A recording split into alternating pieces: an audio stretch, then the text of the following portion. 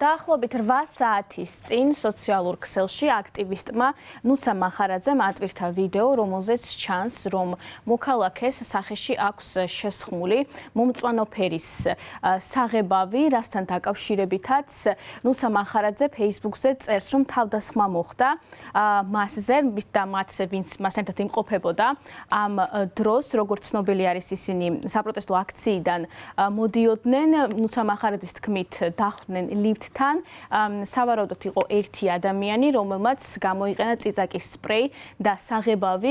პირველი ინფორმაცია, რომელიც გავრცელდა, იყო სწორედ ეს. როგორც თავად ნუცა მახარაძე წერს, აქტივისტებს ნაცები უწოდეს და შემდგომ სიტყვიერი შეურაცხყოფა მიაყენეს. დამატებით დეტალებზე ნუცა მახარაძე არ ავრცელებს ინფორმაციას. მოგვიანებით გავრცელდა ცნობა, რომ ახალგაზრდა ქალები გადაიყვანეს საავადმყოფოში, რადგან დამწრობა ჰქონდათ სახეზე და როგორც ცნობილი არის, ადგილზე ასევე მობილიზებული იყო პოლიცია. დამატებით ინფორმაციას ჯერჯერობით პოლიცია არ ავრცელებს ინციდენტთან დაკავშირებით და არც ეჭვმიტანილზე არის გავრცელებული ჯერჯერობით დეტალები.